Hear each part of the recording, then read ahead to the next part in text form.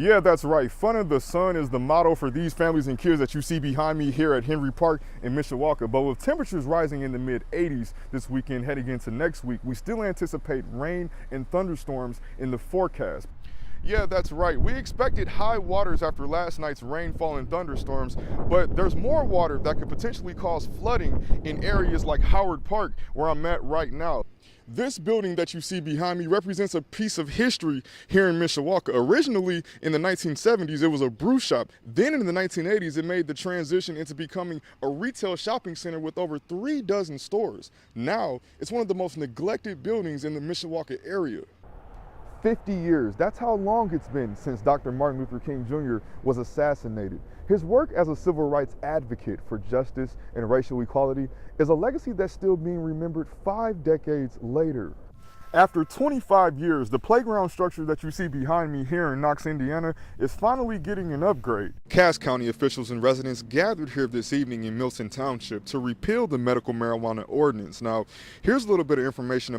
While the holiday season brings gifts, Christmas carols, and of course Santa Claus, people here this evening at Studeberg Museum tell me that this holiday season is different. Well, it's the holiday season, as you can see behind me here in the building you see behind me is being replaced with something more beneficial for South Bend residents. It's a rally we never forget. After 14 years of pain and misery, no one has forgotten about little Tara. 3-year-old Tara Nova Glick died in 2004 from the hands of child abuse by her mother's boyfriend, who was charged with neglect and murder in the child's death. People rallied against child abuse downtown Elkhart at Civic Plaza, remembering her life with love and courage. Her grandmother Joanne Glick says one thing Tara loved was dresses and shoes. Tara was a girly girl. She loved to wear dresses, and what we always got a kick out of was her and shoes. She had this thing about shoes, and she didn't care if you were wearing them or not. She'll have to lift up your shoe and look at it and turn it around, and then if you left shoes laying around, she'd be putting the shoes on and trying to walk around the house. Tara's biological father, Israel Glick, says the last 14 years has been a struggle. It's been hard the last 14 years. I mean, hey, you go to her grave, you gotta see, you know, the tombstone and her face on it, and it has been really, really hard. I feel like this event that we put on for the community and to bring awareness is really helpful, because I feel like it's opened some people's eyes. A beautiful young soul taken from us early, but she's forever remembered by many who love her. In Elkhart, Travis Harmon-Smith, WSBT 22 News. So one of the things about the body of the sculpture is that it's like a real woman's body. In ancient Greek, she's sometimes called giver of pleasure, and tonight, the sculpture of the Greek goddess Euterpe was more than just a symbol of beauty. A museum filled with holiday spirit mixed with shopping for these folks enjoying the best discounts and sales Studebaker had to offer. 1,000 houses in 1,000 days is the goal for South Bend Mayor Pete Buttigieg and city officials. It's an ongoing project the mayor and indivisible Indiana District 2 spoke on tonight.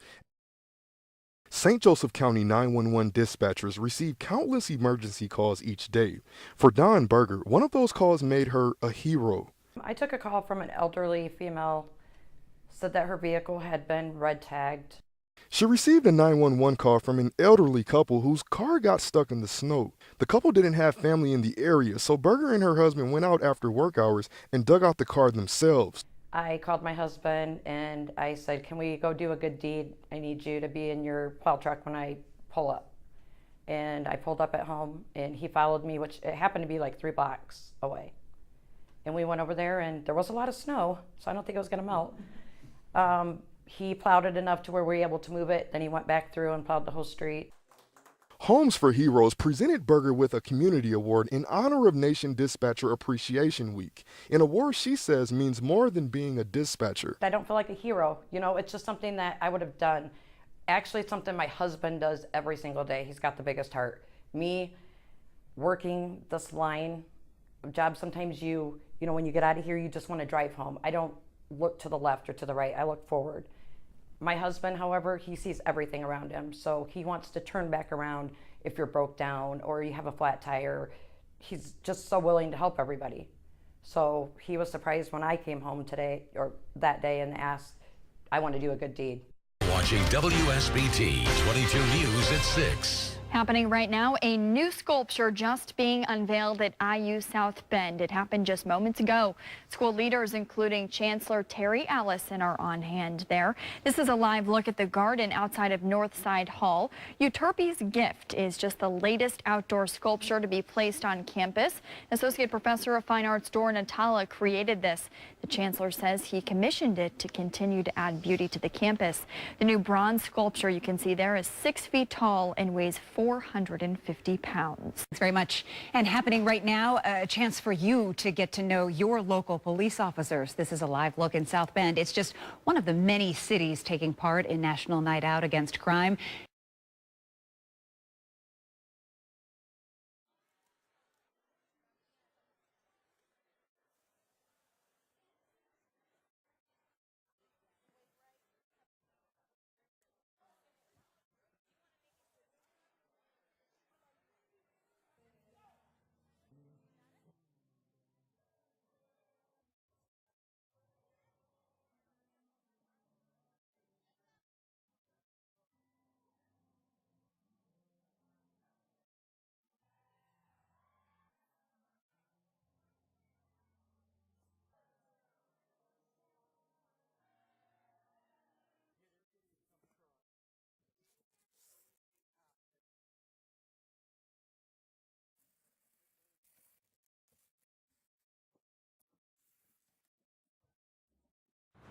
Now, the event is held annually here in South Bend around Christmas time in hopes to jingle more bells in the future. Reporting now in South Bend this evening, Travis Harmon-Smith, WSBT 22 News.